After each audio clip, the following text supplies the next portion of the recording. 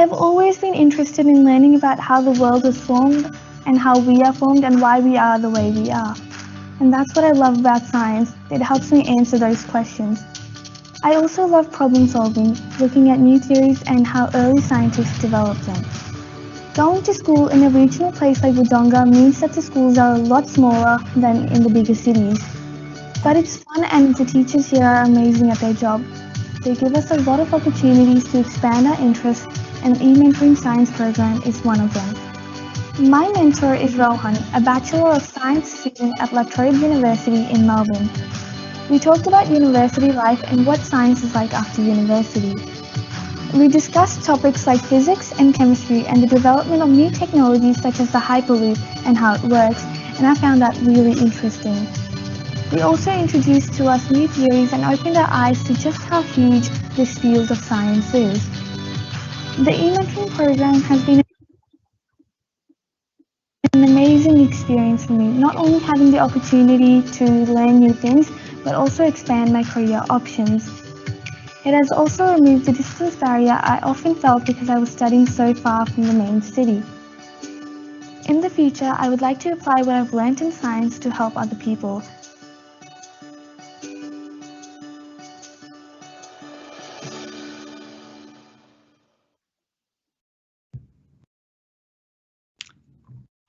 It is my great pleasure to welcome you to our online forum, Indigenous STEM Engagement, celebrating Australia's first scientists.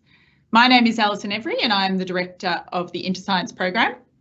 It's my great pleasure to first welcome the creator of the beautiful artwork that you have seen throughout our promotions and in some of our backgrounds here today. Bachelor of Fashion Design Technology student from RMIT University, Lou Bloomer, who will be giving the acknowledgement of country as well as telling us a little bit about this beautiful piece that she's created. Thanks, Lou. Hi. Firstly, I would like to acknowledge the Wurundjeri people of the Kulin Nations as the traditional custodians of country. And throughout Australia and their connections to land, sea and community, as this is the area that we are working from, or most of us currently. It is on their unceded lands that we live, work and learn. I respectfully acknowledge their elders past, present and emerging. I am Lou Bloomer, originally from northern New South Wales. My people are the Bundjalung people and my ancestors are Gamilaroi. I created this artwork based off my mother. This piece is called Mum's Garden because my mum is the most scientific person I know on the planet. I mean, like Bill Nye the Science Guy, who? My mum, yeah, she knows it all. And so I grew up learning a lot about science, maths, not that I'm good at it, just everything and inventing technical stuff, lots of computer stuff. And yeah, so I created this artwork with her in mind and what she has taught me growing up. She has a garden at her house and it is filled with these flowers that actually she didn't plant but were seeds that were brought down during the flood, and she's just let them continue growing. But I felt that that was a good representation of my mother, her knowledge, her brightness and her, I guess, her excitement for science. Yeah, so that's how I created this and I thought it was perfect for this entire program. I study Bachelor of Fashion Design Technology at RMIT. I started with a pathway starting with a certificate in textile design development, following an associate degree in in fashion design and technology. And yeah, now I'm in the bachelor. So it's 4 years, but you know, we'll find a way to make it where we want to go. And yeah, that's me. Thanks, Lou, and best of luck with the studies. And thanks again for your beautiful artwork. Thank you. So we're really thrilled today to bring together a really brilliant panel of Aboriginal and Torres Strait Islander scientists and educators to join us for the discussion today. Before we do get started, just a little bit of housekeeping. For any technical questions, and apologies for the technical issues that we had from our end at the start, please just contact the administrators via the Q&A section. As I can see that a lot of you have found that section. Also, submit any questions that you have into that box, and you'll be able to vote up questions that are most important or relevant to you. We do have more than 400 people registered for today's event, so unfortunately we may not be able to get to all of your questions. I think a few of you have asked if there will be a recording of this session, and indeed there will, and we'll be sharing that with you after the event. At the end, we'll be including a link to the post-event survey in the chat. So please do fill that in, because we welcome your feedback, and thank you in advance for completing that survey. Now, InterScience, first I too, now we've got the housekeeping out of the way, I just want to say we're really proud to be hosting this really important event, and thanks again for joining us today. I too would like to start by acknowledging the traditional custodians of country throughout Australia and their connections to land, sea and community. I also pay my respect to their elders past and present, and extend that respect to all Aboriginal and Torres Strait Islander people joining us today. So as you saw from the video we showed at the start, InterScience is a peer mentoring program that engages high school students in science and maths through building relationships with university student mentors.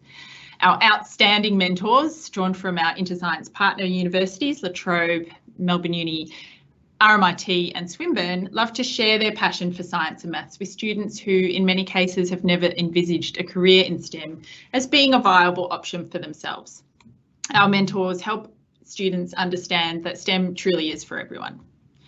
I just want to briefly start by thanking InterScience's partners that support the work that we do. Toyota Community Trust, they're supporting us with some mentoring in Melbourne's West and regional Victoria, as well as helping us to develop a mentor leaders program. Thanks also to the Victorian Department of Education and Training, which supports e-mentoring for our regional schools, and also that InterScience more broadly through the Strategic Partnerships Program. We also want to thank program partners CSL Behring, Halma Aerospace Foundation and Selby Scientific Foundation. And of course today we're very grateful to our event sponsor GHD. So GHD is proud to support Deadly Science's work, in particular in inspiring Indigenous students to become the scientists and engineers of the future.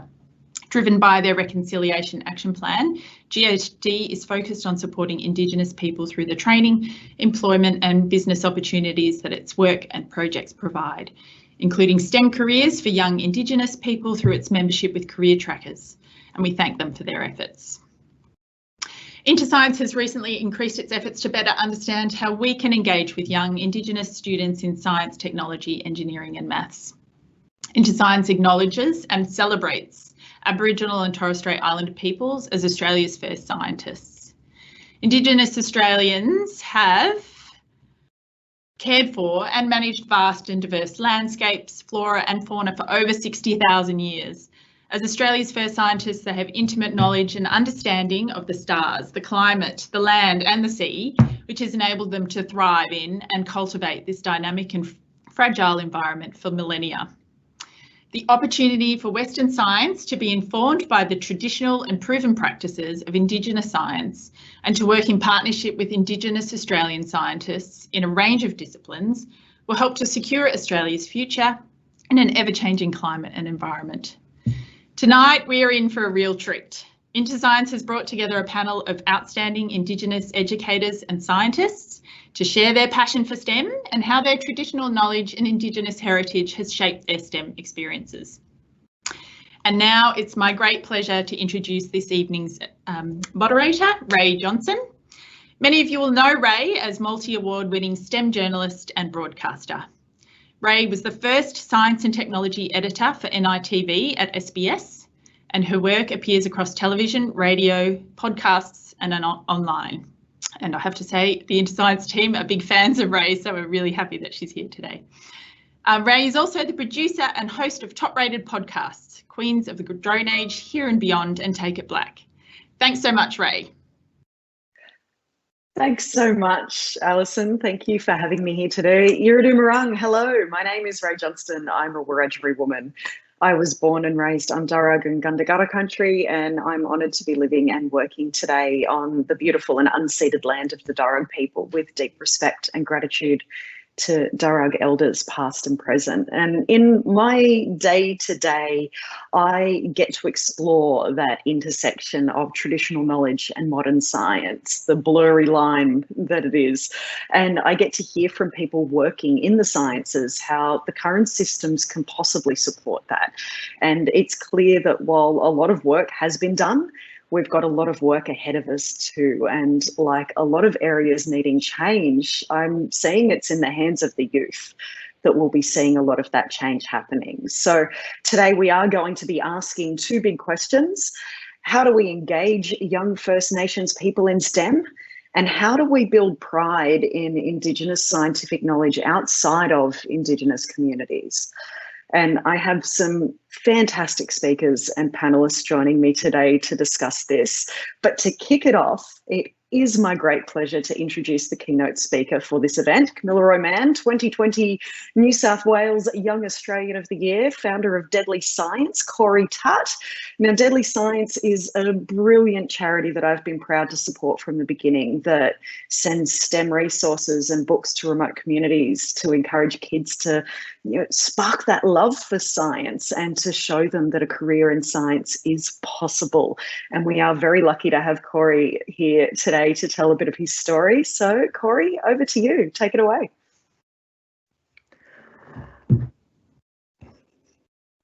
And firstly, thank you, Ray, for that lovely introduction. And I just want to pay respects to the lands of the Biripi people, of which I join you beaming in through your computers today. And I just want to say Yama as well, which means hello in Kamilaroi language. And I'm the founder of Deadly Science, and no, you're not going to die.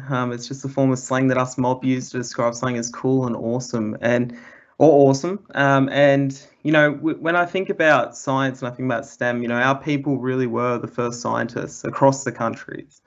Whether that be Wiradjuri country, designing on the river country, these awesome canoes that were waterproof.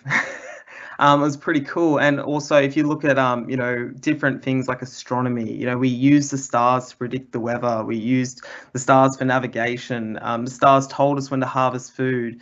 And to modern day times being, forensic scientists, if, white fellas got lost in the bush, if anyone got lost in the bush, first people to come get them were the black fellas. So, this is till modern times, science has been really part of us as a culture, as a people across all countries. And I think that, it's really important for everyone, people that are non-Indigenous, that they recognise this history with STEM, and science as being, really intertwined with our culture, and it is your history as it is ours. And you should be proud of the fact that you come from the country whose first people invented bread, and whose first people were the oldest living culture that used the stars.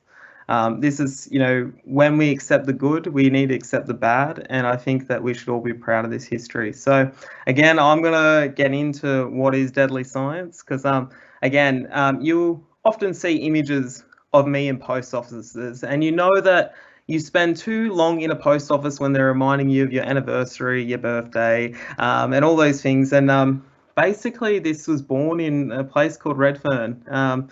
Large population Aboriginal people, and like I said, I'm a Kamilaroi man from northern New South Wales, and I'm very proud of my heritage. I'm very proud of my family and my people, but I have had a really interesting career. I left school at 16 and became a zookeeper after being told by my careers advisor that to be a zookeeper I had to do a degree in zoology and multiple PhDs, and I was given the option of get a trade, you'll probably end up in jail, or you'll probably end up worse. So this was the options given to me just 12 years ago, and but I've always had a natural epiphany with animals and science and nature, and I always just I really wanted to work with animals, so I did. I left school at 16 and became a zookeeper, and then I became an alpaca shearer, and then I worked in animal welfare, and then I worked in the labs, and I learned about genetics. And then, so what I say to young people all the time is that no one's journey into STEM is the same. Actually, you can take multiple twists in the road, you can make multiple bumps. It doesn't really matter. And the most important ingredient to being a good scientist or a good person working in STEM is actually empathy, because we all start in a really good place. And just like our ancestors, we're all finding, we all have questions and we're all trying to find solutions to make the world a better place. All forms of engineering are generally to make things easier and better. And I think that if we all come from a place of empathy and we all come from a place where we're trying to make the world a better place, then we are going to be a better industry of STEM. So that's kind of my little piece on that. But anyway, back to the yarn. I was working in Redfern and I wanted to attend some career days, and again, we often push Aboriginal and Torres Strait Islander kids towards sport and art, and they're great things, but actually our people are the first scientists, and I found out that young people have a natural epiphany with science. And so I started talking to these kids, and I did what most weird people do, and I started contacting remote schools, and I found out our schools are just really under-resourced. So that previous photo you saw of me is me sending off books and resources to schools, because I really wanted to make a change. And we don't just send books, we actually do a lot of virtual lessons. We've built a platform where people can, sign up as scientists and Zoom in with schools, and you can't be what you can't see.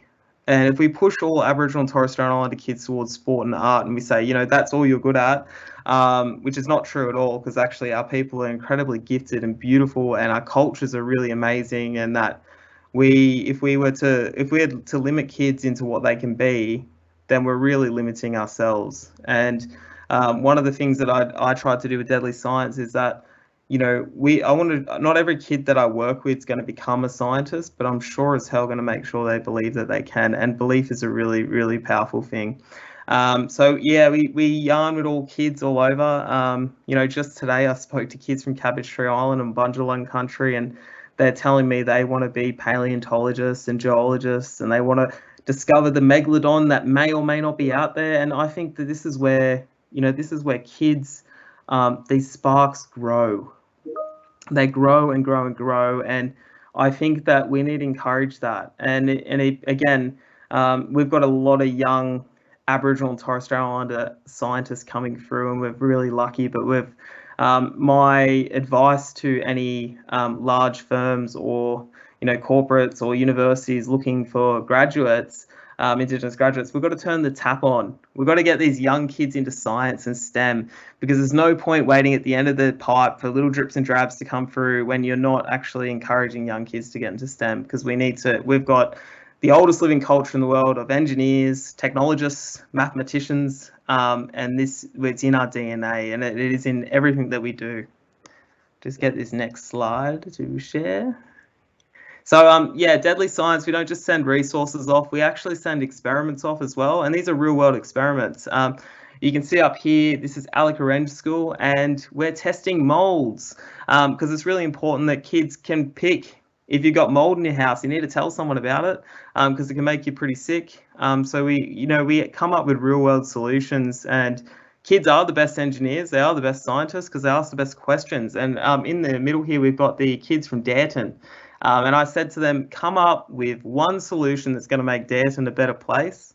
And they said, you know what, Dareton's in a bit of drought. We want to build a tunnel that can take water from Sydney all the way to Dareton, so we can get more water and we can grow more food. And that's just a real world solution there. Down here, we've got the Narrandjara Lands community. This is a Wellinja community, and they're testing the water. They're testing the water to make sure it's okay to drink. And this is stuff that's happening right now. So we often talk about 65,000 years ago and how amazing our people are, but actually our people are still amazing, and they're still doing really great stuff, especially our young people. They're doing really incredible stuff. This is Robinson River, which is Burralula community in the NT, and they're learning why sharks don't float. And that's just really important. And, Deadly Science built a lab at this school. They never taught science previously at this school because they just simply did not have the equipment or the funding to do it. But Deadly Science opens doors. It opens doors for kids to discover. It opens up kids to find that passion and purpose. And that is saying we've all got two pairs of eyes, hopefully all of us. And if you don't, I'm very sorry, but there's something we all have in common, and that is passion and purpose. And, you know, this is something that we need to see. So we use these eyes to see what we can be. And, you know, for kids at Robinson River, we've been able to boost attendance by 98% by providing STEM and science. When we channel kids into fitting into things that we perceive that they should fit into, like sport and art, which are really great things, like I said. In fact, I love sport, I love art, but I love science more. And I think that we should be encouraging more kids into STEM in the primary school ages. This is the kids up at Tiwi Island. And again, we had a little funky experiment where we used a centrifuge and we took apart apple juice because we wanted to work out how much sugar was in apple juice. And you know what? It's a lot. And these kids were able to discover this. And, you know, this is stuff that has real world implications. Like I said, we can get kids doing the experiments and they get knowledge and they get passion. And what's that word? Purpose. All right, next slide. Oh, here's some really cool photos, and I'm going to go through this all with you. And I want to see like these heart emojis coming up in the questions. Again, these up on the right-hand corner is the deadly crew at Robinson River, the deadly scientists. Again, they are using different food colouring, different colours to grow food. Might I add that the blue food colouring makes food grow quicker. And this is how we know this by these experiments. This is one of my kids from Groot Island who's in one of the boarding houses, and I'm going to get a little bit teary, and I hope that you don't get teary as well. But most Friday afternoons, I'll get a call from these houses, and they'll be reading me the book that Deadly Science sent them. And you know, I often get phone calls. Often when I'm meant to be having dinner with my fiance, I'll be on the phone to a kid on Groot Island or a kid in North Queensland that has got a book, and it's really hard when, you know, you hear them speak and you hear them read. I've heard this book called Daddy Penguins, which is about emperor penguins because the male penguins look after the chicks. And they, you know, when I hear that book from start to finish, I've heard it 40 times now, probably from the same kids. But when I hear them read and the pride in their voice from being able to read a book and, you know, get that knowledge that previously they probably wouldn't have had the opportunity to have that. It makes me really proud as as an Aboriginal man to see kids doing well. It's really exciting. So this is one of my kids reading her sea life book. I asked them to take a snap, and I'm just really proud. I'm really proud I can share that with you. This is the Warrakunya community. Again, oh no. We'll go back. So this is the Warrakunya community in the middle here. And you know, for the first time we put a microscope in this school. And you know what a microscope does to a school? Creates a vocabulary, creates a new set of words. What is happening? Oops. So yeah, what we do is we put microscopes in schools, and that creates a new world of opportunity, new slides, new images to see. And we're not live anymore. Let's go. Yeah. So yeah, we put, you know, that creates a new world of opportunity, and you know, and for a school to have a microscope, that's just a really amazing thing, and that's what Deadly Science does. It just creates opportunity. You know, just today, I'm really excited to announce that I got a really lovely email from one of our schools who's been helping on a bilby project, which has been really awesome. And they were able to discover 40 juvenile bilbies in a population and get their DNA, and that's to help a lab group in Sydney, and that's going to help save the bilby. And it's just really cool. So we'll just change the slide now. Ooh, same slide. And we've improved literacy levels. It's really awesome. We're getting letters from deadly scientists all over Australia, and again, this is something that's really cool. They want to write to a deadly scientist. They want to learn about science, and I think that that's awesome. We'll flick it along there. We'll go. So this is my favourite, all right. This young fella is named Trey. Trey's from Geraldton. Trey is a really interesting guy. He is 14 years old. I knew him when he was 12. He was part of the Clontarf Sporting Chance Academy. He got kicked out of that academy because he couldn't read. I spent a good part of 6 months, just like this, me talking to you over Zoom, teaching Trey how to read. Reread everything from baby books to The Philosopher's Stone, the first book, Harry Potter, And now Trey doesn't want to be a deadly footballer. He wants to be a deadly geologist. And he's kicking butt. In fact, 2 weeks ago, he got his appendix out. Last week, he sat an exam. He got 99. I am so proud of Trey. And every day, I'm proud of these deadly scientists. And right now, you'll see all these little certificates, which are really awesome. And these kids are holding their certificates up, and it's really important. But to get a deadly junior scientist certificate, you don't just have to turn up to school. You actually have to be a good person, because all good science starts with people being good people, and good people will breed good people. So if you attend school and you're doing really well, you're nominated by your peers, you're eligible for a deadly junior scientist certificate, and the pride is just it beams through, and I hope it does through the photos, because again, I've already teared up once and I don't want to do it again. So we're going to flick the slide. We also help kids that, may have fallen out of the education system. If you guys follow us on social media, you would have seen that recently we donated over 100 books to the Juvenile Justice Centre up at Darwin. I don't care who the young people are, what they've done. Everyone should have access to STEM no matter the circumstances. And if we can help someone that's made a mistake find a passion and a purpose, or and get themselves on the right track, and pick them up and dust them off a bit and chuck our arm around them and help them find a career, then we're going to do it. And I think that this is really important. So these are the kids up at Urukala. These are kids that they're out of school and they're kind of in an integration program back into school, but it's important that we get them into science as well, because science is for everyone. And if we really want to be diverse and be inclusive, we really need to make it for all kids, no matter the circumstances. These are the kids up at Groot Island, and there's a really funny story about them. If we flick the slide, I'm going to tell you it, and you're going to laugh. Hopefully, oh, there you go, wrong slide, but there we go. We'll do it anyway.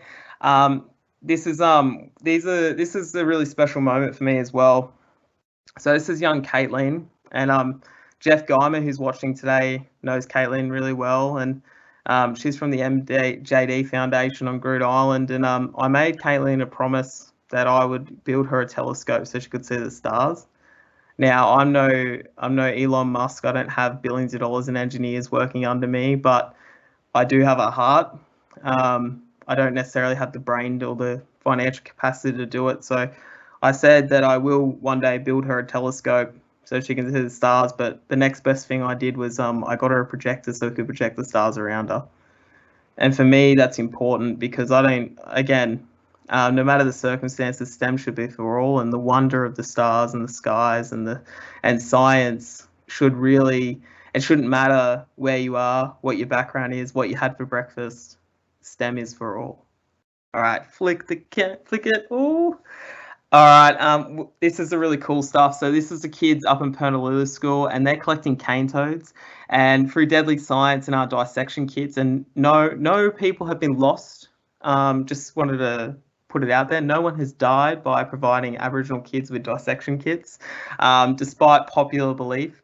We've got kids dissecting tadpoles now and catching tadpoles and getting rid of the cane toad, kicking the cane toads, but out of Pernalulu community. And we're doing this with a high school by providing them with the kit to do it. And they've come up with a really unique way, which they stole off the internet, which is really cool because it's funny. But they were able to build traps with basically take the hormones out of a bit of the female cane toad out and put it in the trap. So all the little baby tadpoles swim into the trap. And that's how you catch them. So this stuff is really important, that we do real world application science. So not every kid that we work with is going to become a scientist, but they're sure as hell going to have the skills to become one. And I think that's really important. This is the oldie but a goodie story. This is us 3 years ago when I was much skinnier and much younger and had less grey hairs. But we took the kids from Jilkaminion to Taronga Zoo. And this is a really funny story, is young Alfie, who is from Jilkaminion. He is now 16 and got his L's, and I feel old. But he would have been about 13 at the time. And I'm like, I've got 12 kids with me, and I'm like, where is Alfie, we're missing a student at the zoo. This is bad. Oh no, I'm never going to be able to do this again. But he comes out of the bushes holding a bush turkey and he says, can I eat this? And I say, no, I'm going to give you 3 reasons why. 1, it's a male bush turkey. It's got a thermometer for a beak. 2, the baby bush turkey is on its own when it's born. It's not crop fed. What kind of bird is on its own? It's like a reptile. It's close to a dinosaur. And 3, during the 1970s, the early 1930s, during the Great Depression, whitefellas nearly ate these to extinction. And he's like, I don't want to eat bush turkeys anymore. They sound gammon as. But no, he didn't. He thought they were really cool and he didn't want to eat them. But, you know, we do this stuff. This is Redfern Durham College. And again, these kids are really great. This is right in the heart of Sydney. And most people wouldn't think to teach these kids how to pipette strawberries and take DNA out of strawberries, but we did. And they were really good at it. So yes, you can take a bit of DNA out of a strawberry, and kids as young as 8 can do it and they enjoy it. And it's there's a really good recipe on the internet that you can steal. And yeah, these are kids at Wicking House. Again, you know, I did another Zoom with these guys, and just the improvement. Little Myra, who is a robotics expert at the age of 11 and knows way too much about coding. I can't teach her anything because she's already an expert, and she's already built her own robot and designed it, and it's called a recycle bot. And what the recycle bot does, it eats water bottles and eats Coke cans, and it powers itself by the oil that is in bottles. That is what she come up with. And I mean, I know there's a lot of scientists watching this that think that's a great idea, because I thought it was a great idea, and if it's not a great idea, then I don't know what I'm talking about. But let's go next slide. Yeah, deadly science as well. We also provide drink bottles to students because everyone needs their own drink bottle, and again, it's a sense of identity. I am so shocked that in Australia that there's some students that don't have access to their own drink bottle. So we'll do whatever we can to get there, and this is one of the things that we do. All right, we'll flick it. Flick this side. And yeah, so this is a really cool stuff. All right, so here on the right-hand side, or left-hand side, depending on where you're screening, you see this big burrow, right? And it's this orange sand. That is a Ninu burrow, which is a bilby. And we've been working with the Kurikani Rangers and the Australian Genomics Lab. And what we've been doing is, yes, we've been collecting poo. And how we collect poo is we get these little vials of ethanol and we collect the poo samples, and then it goes to a lab and they get the DNA out of it and they have bilby DNA. Why do we need bilby DNA? Because they're going extinct. And we need to know more about them in the wild. And this is my example of first scientists still today, caring for country, caring for the animals, still living and breathing science. And they are taking that data, they're co-authoring papers, and just yesterday, some of my students walked 70 kilometres to collect fresh bilby samples that they have not sampled before. So they have juvenile bilbies that are, you know, that now have their DNA samples so they can protect them. And this is an example of first scientists working today. And there's, you know, we've got aunties joining the class now. You know, a lot of the photos we get, you'll see it, the elders joining the class because they want to know and they want to learn, they want to look through microscopes, and it's a really beautiful thing. All right, next slide. So we've recently teamed up with the Captain Star, and do you remember those boys I was talking about? You know, the ones with the medals around their neck? All right, so they're from Groote Eylandt, they're from a foster house, and it's really interesting. We had this program which was with the Heart Research Foundation called the Deadly Steps program. And on the bottom right-hand corner here, you'll see them hitting the hockey ball. And really funny, I didn't put in the little bylaws that you're not allowed to wear the pedometers whilst doing sport. But the boys, they took advantage of the situation. They beat everyone by about 50,000 steps, and it was really amazing. But again, just like the juvenile justice centres, we don't, you know, we don't discriminate. And I think a lot of our deadly scientists end up in the Captain Starlight hospitals around the country. You know, we can't sugarcoat the fact that Aboriginal kids are more likely to be hospitalised in prison than any other race in Australia. So it's important that our deadly science and our STEM community wraps our arms around the kids that are not feeling too well and So we make sure that they get resources too and books, and they're not forgotten about, because it's really important that, you know, if we're all in this together, we're all inclusive. We've got to think about the kids that aren't, you know, that aren't at home. They're away from home, they're away from their families, they're feeling a bit unwell. So often Deadly Science will send packs of books and stuff with Captain Starlight, and I will often appear on Captain Starlight TV and do animal talks and stuff for them. So, you know, again, working with kids with disabilities, people that are sick, you know, people that are incarcerated, it's just so important. Next slide. So yeah, we've been sending out culturally appropriate emotion cards as well, because you know, we've got really special deadly scientists, and I'm so proud of these kids. No matter where they come from, it makes me really proud. And for me, I want our deadly scientists to be able to communicate and tell us how they feel. And so we've teamed up with Tamika Davis, who's the founder of I Am the Movement, and my challenge is to go find her on Instagram. She's amazing, and she's got a young boy named Slade, and we're Team Slade here. We support Slade. He's got autism, and she created these cards so he can communicate. So we support her by sending her cards out to our special schools for our special deadly scientists, so they can hold them up and they can talk to us. And it's really important that we support kids with a disability as well. Next slide. All right, this is the cool stuff. So again, we've been working with Kurikanya, Billaraboo, a number of different schools, and we're putting trail cams in the bush. And this is the Great Desert Skink. Again, we wanted to count how many of these there were, and we're getting the kids to fill out a report, and they're sending it to scientists in Sydney University and around. We're also growing food in community. We're putting greenhouses in community. We've put 4 in so far, and we've got more to come. You know, and teaching kids how to grow food in different ways. Real world experiments that have real world solutions. You know, we're teaching kids how to look at stuff under a microscope. And again, this is just an extension of what Deadly Science does. All right, we'll go next slide. All right, a little bit of boring stuff about me. I work with 9,000 students. I mean, I don't have enough hands to count how many students I work with. But yes, I've won all these awards, as Ray pointed out, but they are a responsibility. One of the things that I do is my Precious Australian of the Year award, which you see there, but I'll take it out to school and I'll put a bit of tape over it, and I'll say to the young people, you've won this award, why? And the reasons generally are, I'm good to my aunties, I'm good to my uncles, I'm good in the playground, I pick up rubbish, I attend school, I'm polite to my mother, I look after my mum in some circumstances, I look after my dad in some circumstances. And I say to young people all the time, this is why you deserve it. Because deadly science starts, and science in general and STEM starts from a good place. And you've already got the ingredients to be a good scientist just by being a good person.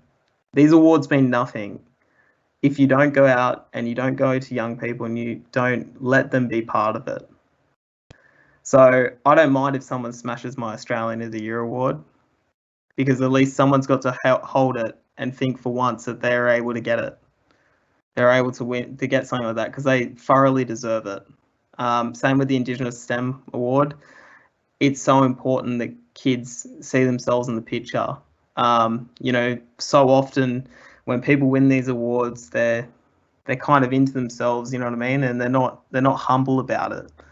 But these awards are a responsibility. They're a responsibility to the people that got you there, you know. And for me, if I can inspire one kid to hopefully not make the choices I made by becoming an alpaca shearer, because you get spat at and weed at a lot and screamed at, but to be what they can see, and to challenge anyone that says that they can't, then I'm doing a good job, and that's me utilizing this responsibility that's been given to me.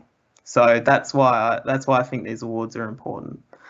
All right, next slide. That's boring stuff. No one wants to talk about that. What are we doing next? Oh, drum rolls. I'm hearing the drum rolls from here. Like, there's drum rolls everywhere. And we are actually looking at putting, we have just got a grant, which I'm really excited to announce, because it's very unlike us to say we've just got a grant. But we just got a grant to put STEM resources into the first languages. So For a lot of our schools, it's really hard for our deadly scientists to understand concepts when English is your third or fourth language. So we're going to be working to put resources into first language, and starting with Meningrida community and then working up to Mornington Island and then Ginger community. But I hope this is something that can work across the board because, again, our people are the first scientists and we need to preserve culture, and first languages need to adapt with our people into the future because we can't leave people behind. So we're going to be doing this in the future. I'm very excited about it. So next slide. All right, how you can help, jump on, follow us, and I'm sorry I've spoken for too long. Start a book drives, get in touch, be brave, create a change, be deadly. Do not be scared to go and talk to your local elders, your local Aboriginal Corps, and find out more. And that's all I've got to say, unless anyone's got any questions. Thank you for having me tonight. Thanks so much, Corey. It's always a real pleasure to hear from you and hear all the deadly work that Deadly Science is doing. So thank you for the update. It is now time to throw to our brilliant panelists. We do have Associate Professor Misty Jenkins, who is an NHMRC Fellow and Laboratory Head in the Immunology Division at Walter and Eliza Hall Institute for Medical Research, where she researches cellular immunology and cancer immunotherapy. We also have Yamaraki Egan, who is studying engineering at Swinburne University of Technology and working at the University of Melbourne, and is dedicated to improving Indigenous pathways into the building industry with major building organisations.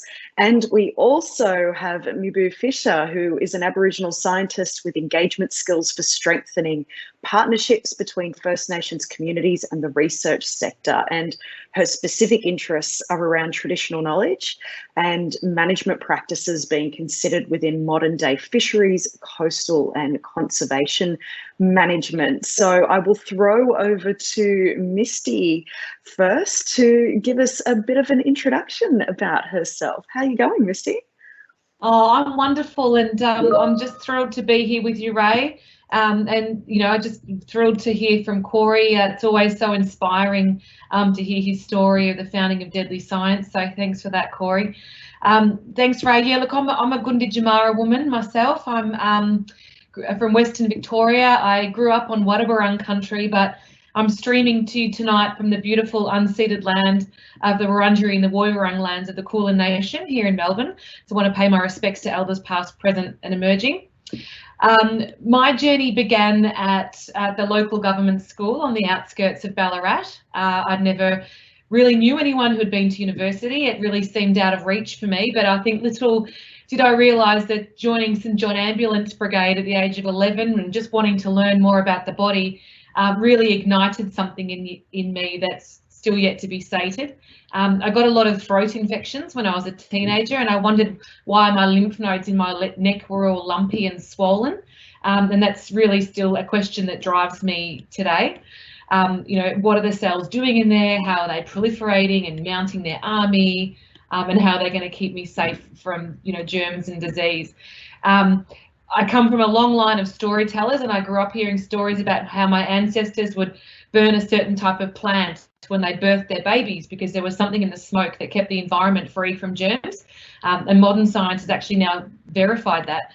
And we were also farmers, and some of you may be familiar with the famous hand-woven eel traps and sophisticated aquaculture systems that led to the Budge Bim cultural landscape being declared a UNESCO World Heritage Site last year. We trapped and stored and harvested eels, and that provided an economic and social base for our mob for over 6 millennia. And so I grew up hearing all these stories, and my STEM pathway was really ignited by this. And you know, to realise as well that science is all around us. Science is all about just making observations and interpretations. It's testing a theory or a hypothesis. It's designing a well-controlled experiment to obtain an outcome. It's not magic. It's systematic, and I loved that. I loved that approach. So I went to uni, and I went to Melbourne University. I spent 11 years at Melbourne University doing an undergrad, Bachelor of Science honours degree, and then a PhD with Nobel laureate Peter Doherty and Stephen Turner. And these were really the best years of my life. This is when there was an explosion of learning and possibility. I finally understood the true value of education. I think, is really looking back, my education has given me opportunities that money can't buy. I did my postdoc in Oxford and Cambridge, and suddenly I was, a girl from the bush mixing with philosophers and historians and Nobel laureates and even royalty, and the late Prince Philip would come for tea, and debate theology with us, and the Archbishop of Canterbury, and that's the guy that married Kate and Wills.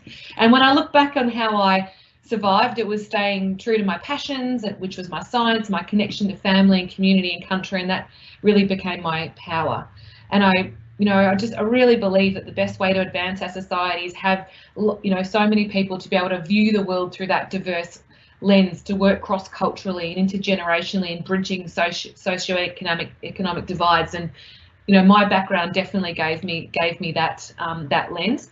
And for example, when I was in Oxford and when I was in Cambridge, I had been made aware that there had never been an Indigenous student study there ever, and I'd already finished my education, but I thought, geez, we need to do something about this. So we helped establish the Charlie Perkins scholarships, with Aurora for postgraduate students, and now there's been over 63 graduates, and that's one of the things in my career I'm also most proud of.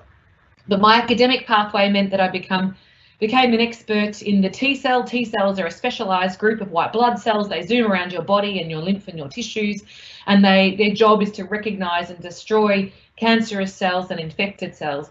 So I've learned a lot about how they kill and do their job, and in recent years the field has been weaponising these cells in the fight against cancer, and this has really changed the whole landscape of how we think about and how we treat cancer. Beyond surgery, radiation and chemotherapy, we can now use a patient's own immune system to fight their own cancer. And so I lead my own research team at WeHi, where in Melbourne, where we're designing and testing new immunotherapies for brain cancer.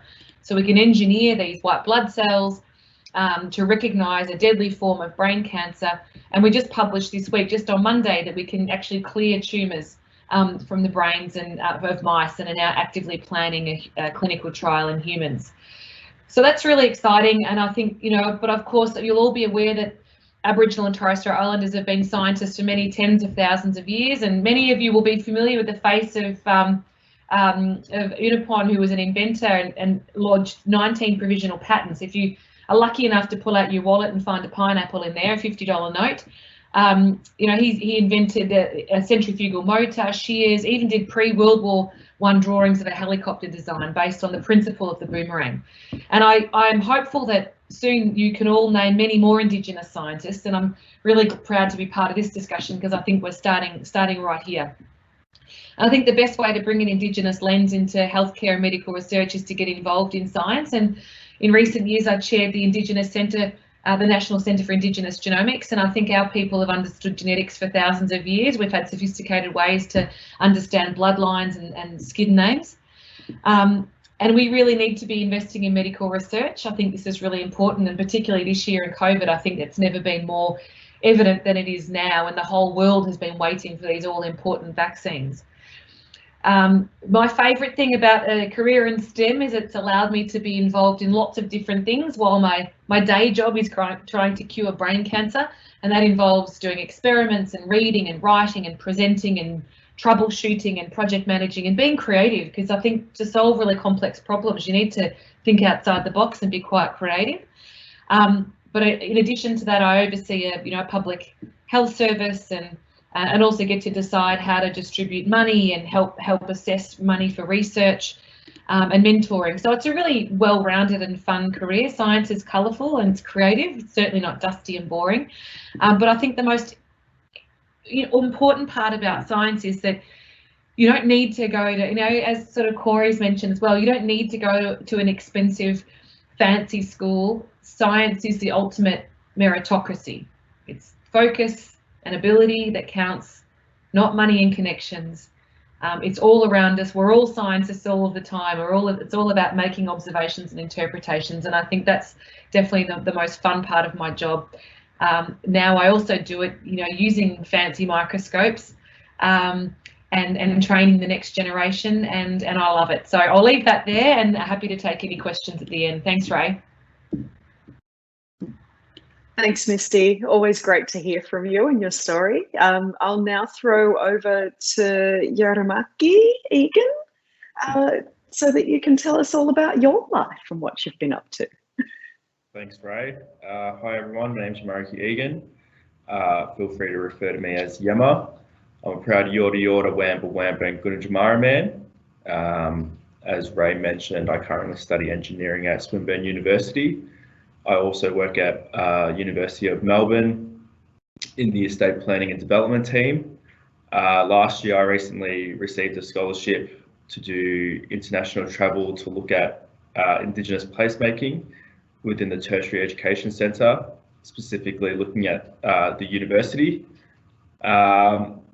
So yeah, I've only been studying for 2 years, so I'm still quite new to the uni experience, although I have worked here. Essentially how my interest into STEM came about was I started working at the University of Melbourne in 2018, and like most Indigenous people I spoke to, I didn't go through uni through the I guess regular way that everyone else did. So I started working at the University of Melbourne in 2018, straight out of high school. So I was only 18 years old. I came through a program called the Melbourne Indigenous Professional Employment Program, which essentially is a program that the university introduced as a part of their Reconciliation Action Plan to, I guess, increase the amount of Indigenous people at the university. And a part of this program is you spend 2 years in 2 positions in the university. So my first role at the uni was a facilities administrator. So it was quite mundane. I was just ordering stationery, furniture, looking after maintenance, essentially just being a receptionist for the Melbourne Law School, which at the time I didn't have a passion. I didn't have a career path, a goal. As I mentioned, I was a year out of high school. So once that first year came up and I had to decide whether to move into a different position, the law school actually gave me an opportunity to stay within the law school and keep doing what I was doing. At the time, I was on quite good money for a traineeship. I wasn't doing overly difficult work, and it was actually quite a hard decision to move at the time. But essentially, my Indigenous employment officer came to me and said, "We think there's a position for you to work in the property department around the university, and you might have more opportunity here." So I made the move, and that's essentially how I came an interest in, I guess, STEM. So basically what we do is we look after all the infrastructure and refurbishments around the university. My manager at the time saw that I didn't have a lot of building experience, qualifications, or anything in that instance. So she sort of took the initiative to set up work experience with some of our partners in order for me to get more exposure to some of the work that we do. As an example, I did sort of what you could describe it as industry experience with an engineering firm. So what that entailed was basically just working 1 day a week for about a month at an engineering firm. And they basically just took me around to different projects with some of their key engineers. Some of their projects included going to Marble Stadium, going on site. There was a refurbishment at an airport, which was like a $200 million project, doing new runways for the airport. And then by doing that, giving me sort of a first-hand experience of what opportunities are out there and what engineering looks like firsthand, was sort of the first exposure and experience I've had to it in my life. So that's essentially how I got interested into studying. And then before I enrolled into uni, what I was doing was I went back to my old high school, and I went back to some of the students that I know through community, And I started going back there with some of these organisations and preaching and trying to get kids university pathways into studying STEM, specifically engineering, being quite biased. But I was doing all of this without studying myself. And what I found is, especially when I was in high school, I would often have people come speak to me as an Indigenous student. And this would be Indigenous people from the community, and majority of the lesson would be, don't do what I did. You have an opportunity, you have a better opportunity to do something, succeed, and to find a pathway to something you're passionate about.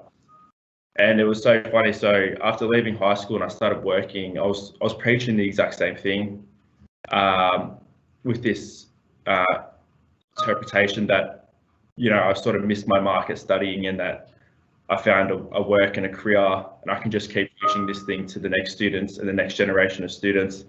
So that was sort of an incentive, as well as my previous manager at the time was kind of hounding me to just keep studying, and if and what I should be studying. So I found that when talking to students, the best thing you can do is be an example yourself. The effect is a lot more higher. Students can actually see someone that they relate to, and their goal seems a lot more achievable when they have an Indigenous person in front of them that's gone through the same pathway that you're sort of preaching at them. And then, yeah, so what I still do is work at the University of Melbourne and try and improve the Indigenous engagement we conduct here at the university as well. As some of you may know, you know, we have quite conflicting spaces here at the university, and we want to increase the number of Indigenous students and staff we have here. The expectation that we have to, you know, have our Indigenous students learn in buildings that are named after eugenicists is quite conflicting. So there's a lot of work around that area as well. I could go on and on, I'm sure, but I'll stop talking for now, and I'll pass it on to the next person. I don't know, I could listen to you going on and on. It's a great story you got there, brother. I'll now throw it over to Mibu Fisher, who is an Aboriginal scientist, and we're going to hear everything that she's been up to lately. Mibu, over to you. Great, thanks, Ray. And I just wanted to acknowledge the Muwinina people, who are the traditional owners of the land, seas, waterways and skies of the country on which I'm working, living and growing on at the moment. I'm down here in Lutruwita. So I'd just like to pay my respects to their elders past and present, and also really thank the Tasmanian Aboriginal community for welcoming me with open arms as I'm a new arrival down here. So my name is Mibu, and I'm a Ngunnawal Ngugi and Ngurungal woman from Kondamuka country, which is just off the coast of Brisbane. There's a few islands there, Moreton Island, North Stradbroke Island. That's my country. So I spent a lot of time in my youth growing up around the beach, growing up in the bush, collecting eucalyptus with the family, collecting firewood for my grandparents' wood stove, collecting fresh water for them to drink because my grandparents refused to drink tap water, and just really spending a lot of time out there. Now, of which I've only realised, was learning about, you know, seasonal indicators and all that knowledge that I have, and it's from my family that have passed it down. But because of that affinity that I have with the sea and the coastline, that I always was interested in marine science. As a young Indigenous woman, I actually didn't know of any other Aboriginal women in science, so I didn't think it was a real career pathway that I could choose. Eventually, I did biology at school, and it was when I looked down a microscope, like Corey mentioned, and I saw for the first time zooplankton in seawater, that I was just like, I need to know more. I need to know so much more about the marine environment, but I don't know how to do that, and I don't think it's possible. For me, no one on my mother's side of the family, out of my immediate cousins, had been to university, so it just really wasn't something that I thought about, but I just thought, you know, I'm going to try and go to university. Once I finish school, I'll do a degree in human services and justice and see where that takes me. But the day that the QTAC applications were due, which is what they were called at the time, my parents took me to see another auntie, and she said, "What do you want to learn about? It doesn't matter what you want to be, what do you want to learn more about?" And I was just like, the marine environment, the ocean, I love everything to do with the coast. And so that day, the last day that everything was due, I changed my preferences from human services and justice to marine science at a number of universities. And 2 or 3 months later, I was moving interstate to study marine science and management at a university in another state away from my family at the age of 17. So that was a really big start to my journey into STEM. I was living away from home and was working and trying to go to uni at the same time and struggling to pay for all of this. And it's when my attention got raised about Indigenous cadetships with CSIRO. So I'm currently employed with CSIRO. For those of you who don't know what that is, it's the Commonwealth Scientific and Industrial Research Organisation. I've been with them since 2009 when I first became an Indigenous cadet. My second year of university. So a cadetship, basically, they paid for me to go to university, but it also enabled me to have 12 weeks of work experience at the end of the year. And luckily for me, there was a CSIRO marine lab in my hometown. So I actually got to go home for the Christmas holidays and work full time in a marine laboratory whilst I was doing my undergraduate degree. I'm still at CSIRO and I am so far a lifelong employee there. It's the only place I've worked, but I have had the opportunity to be in a number of different positions. So when I first started, I was in aquaculture. I did lab technician stuff on prawns and barramundi. And that really didn't pique my interest. So I was lucky enough to be offered an internship where I switched teams and went into the marine ecology side of things. It was there that I worked on sea cucumbers and started to really engage with Indigenous knowledge and particularly traditional practices around the harvest of sea cucumbers and tropical rock lobsters and the fisheries up there and being able to engage with some of the fishermen when they came down to workshops in Brisbane. It was something I really, really enjoyed. And yeah, something I tossed up was how can I, someone who only has an undergraduate degree, I'm not leading projects, how can I do this more in my workplace? CSIRO is the nation's research organisation. We really need to be including Indigenous knowledge, Indigenous scientists into the picture, and Indigenous scientists that haven't had to go through the university system, because for me, it's not just about Western knowledge, that's a whole different worldview. It's also about finding acceptance for Indigenous worldviews and Indigenous knowledge within the system that we're currently living. And so that's kind of been my passion for the last couple of years. And I'm lucky enough to have been invited to be one of the Indigenous authors for the State of the Environment Report 2021 for the Marine and Coast chapters. And I really saw that as a great opportunity to get an Indigenous voice in an area where it hasn't happened before. And I'm really lucky to join with people like Terry Jenkins and Brad Moggridge in this space to create this foundation for future work and to really raise the profile of our first scientists and our traditional knowledge that we have, and not having to validate it all the time against Western science systems. And that's something that I'm really passionate about, and I think it's really important for people to understand. And I'm lucky that working at CSIRO that I also get to have these conversations weekly with other scientists, non-Indigenous scientists, who need to hear this, who need to realise that, you know, Indigenous knowledge can be incorporated into their science. They just need to be a bit more open-minded about it. Yeah, that's my journey so far. Great, thanks so much, Mibu. Now we do have time to throw to some questions, so if you haven't asked a question yet, please do head to the Q&A chat and we will get through as many of these as we can in the time that we have. I've got one here. that is, there's lots for us to learn from our First Nations scientists. How do we capture and communicate that scientific knowledge to Australians and globally? What's the best way to do that? Who wants to take this one?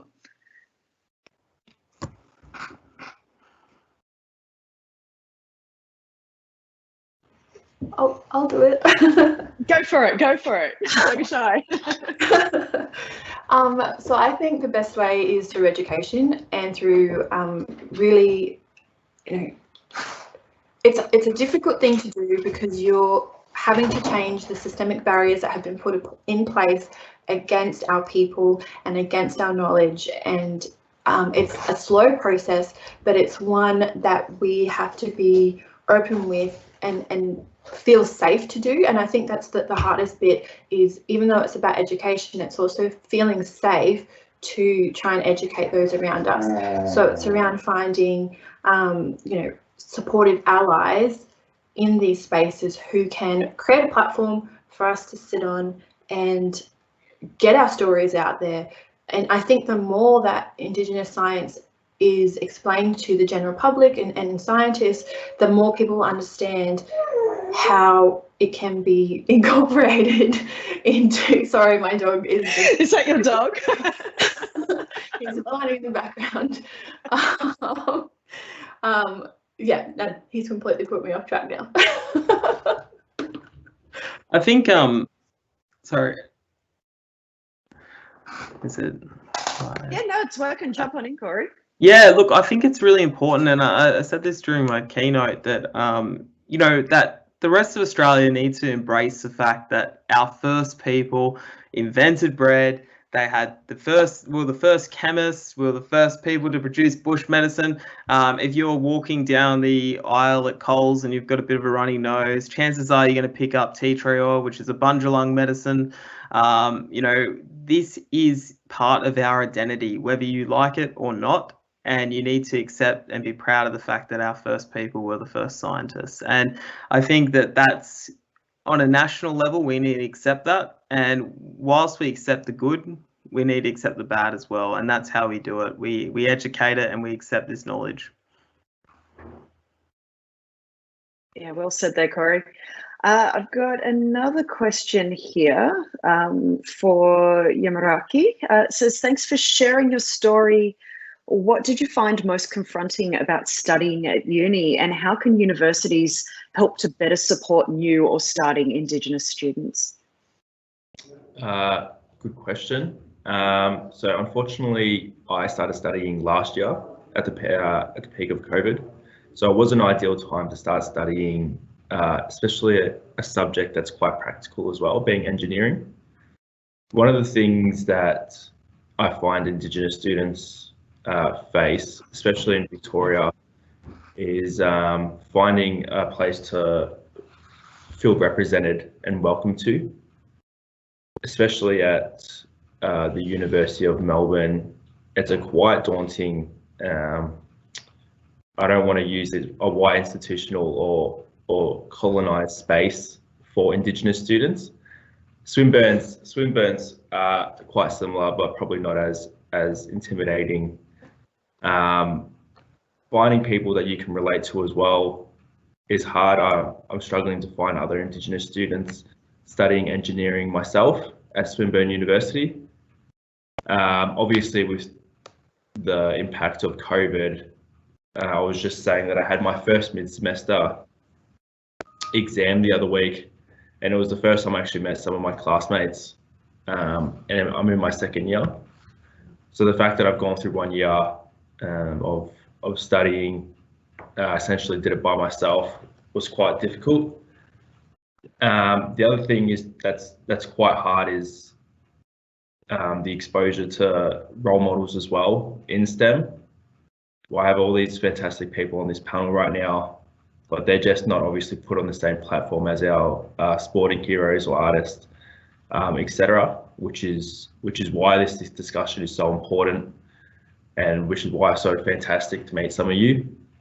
It's hard to, as I mentioned, be motivated and pursue in this sort of area when you don't have that person to look up to and and have those role models that you can relate to.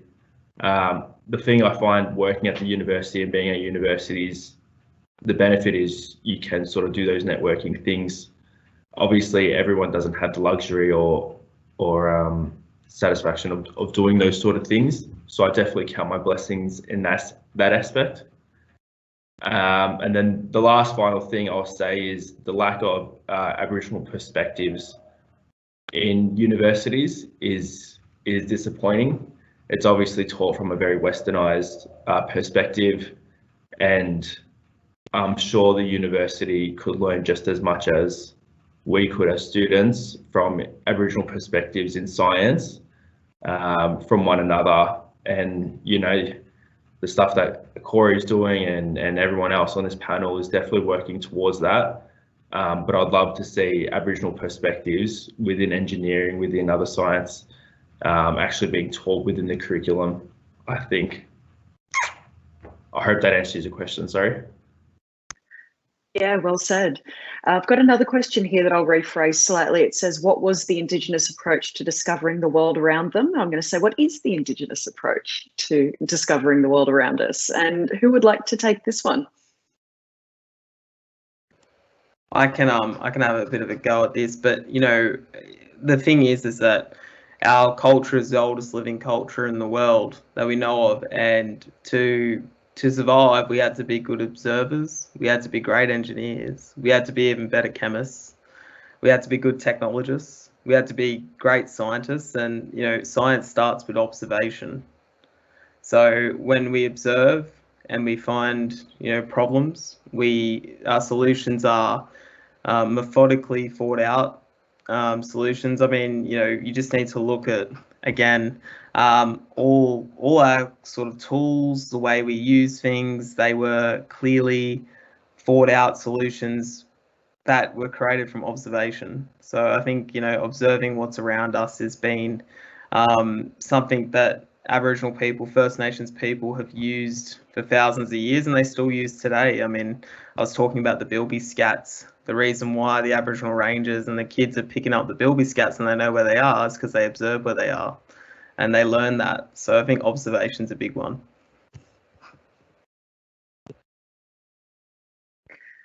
Got another question here. What are the statistics for Indigenous Australians enrolled in STEM fields? Does anyone know these stats? I've tried to track them down.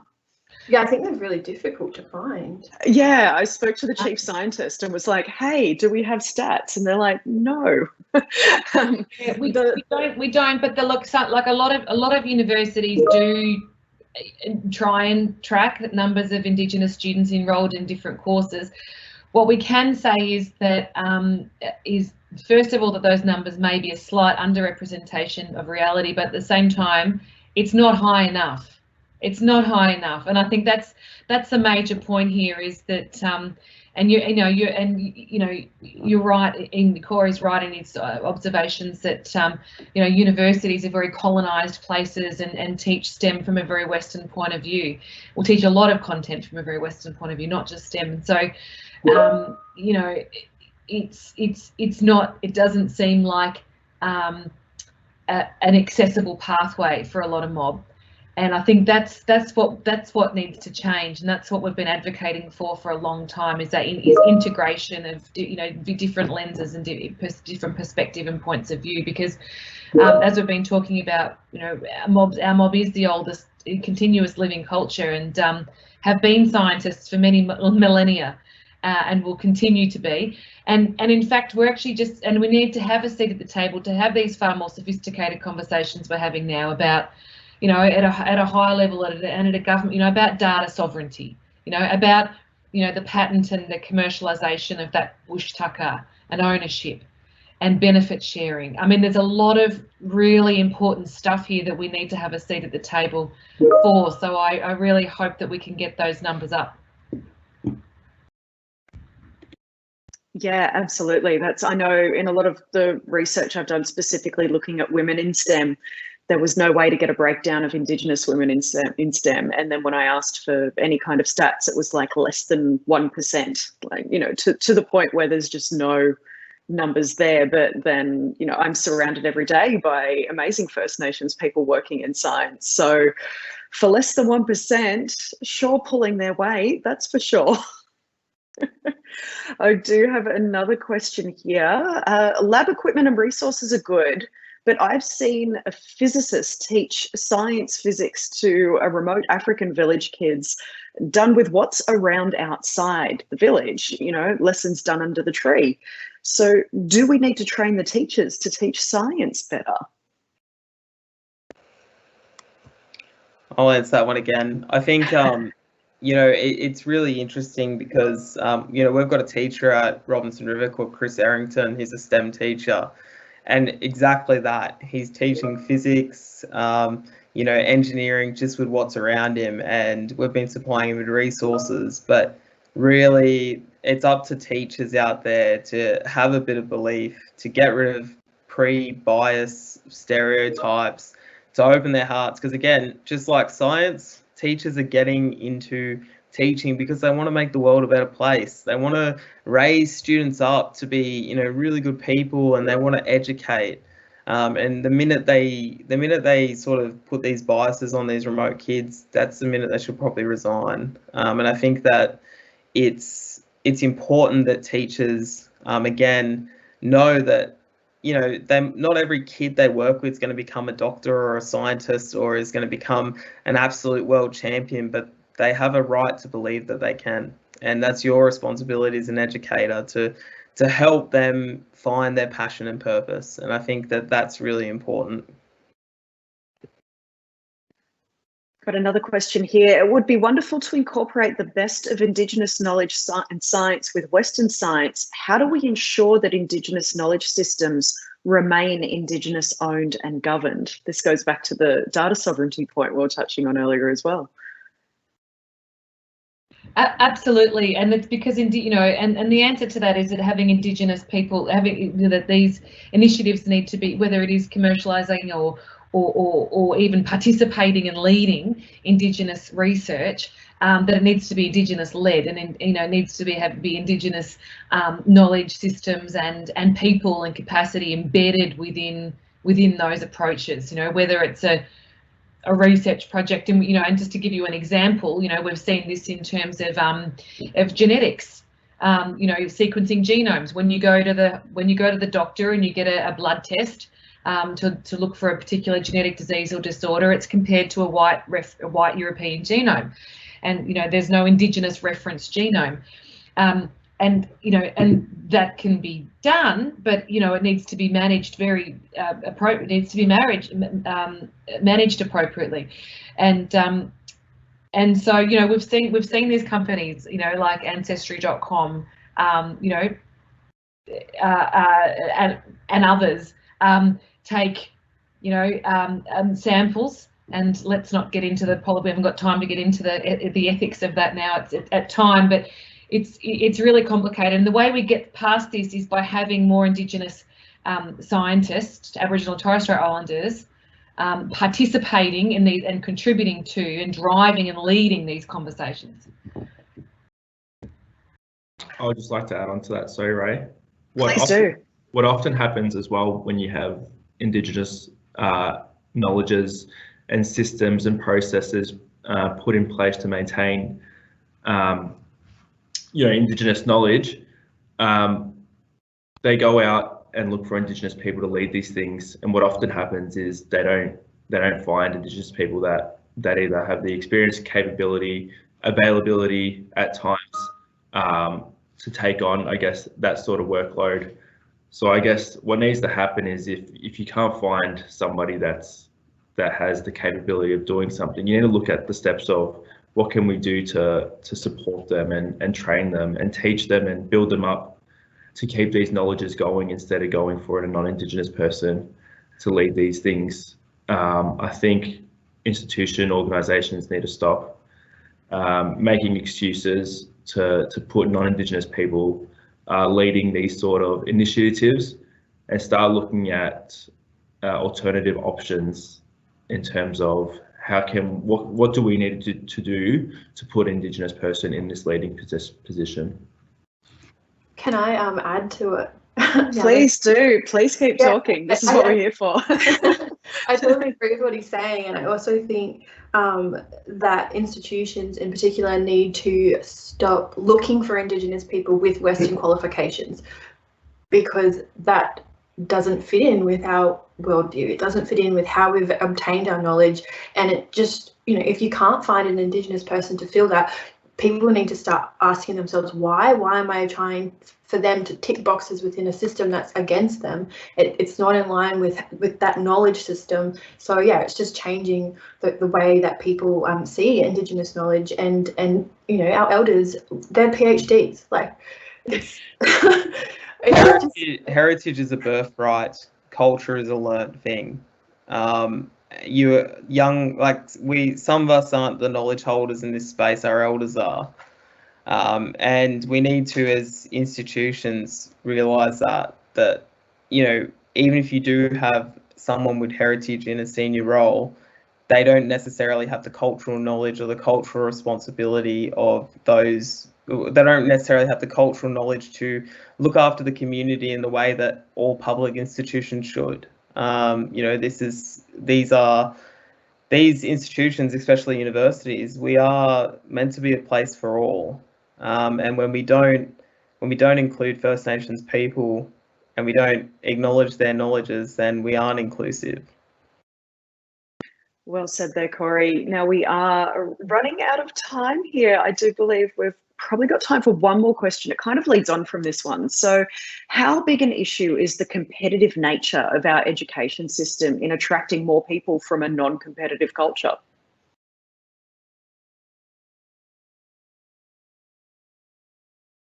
Who wants to take this one? Sorry, I just actually didn't quite hear the last bit of it. Oh, sorry. Yeah. How big an issue is the competitive nature of our education system in attracting more people from a non-competitive culture? I think I think we do have a competitive nature about ourselves. I think the onus is that you put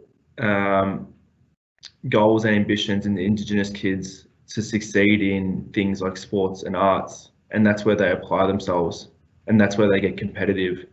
If you put the same amount of effort, onus, dedication, motivation, goals, ambitions that you did into sports and arts, that you did into STEM, you would see Indigenous people succeed just as much, and you would have Kathy Freeman's, Adam Goods, Cyril Rioli's in STEM, in sciences, in engineering, as much as you do in sports. So I think the issue's not that we're not competitive. I think we're told that we can't succeed in STEM and that we should go in the other direction.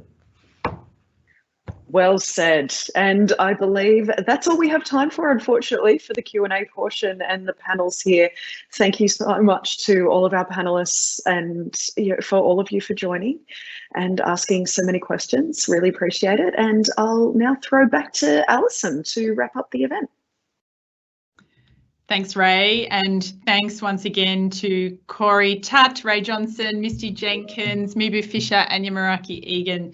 That was such a fascinating discussion and some really great ideas and insights, and I really look forward to continuing this conversation, and I hope you all can find a way to support this amazing work of these amazing people as well. So, and thanks also to the audience as well for your great questions. A final thank you to our program partners, and a special thanks again to our sponsor for today, GHD. And finally, I just request that you complete the survey by scanning the QR code or clicking on the link that I believe we're going to put in the Q&A section. And with that, it's time for us, unfortunately, to bring this event to a close. Thank you so much for joining us, and we look forward to seeing you at the next InterScience event. Bye.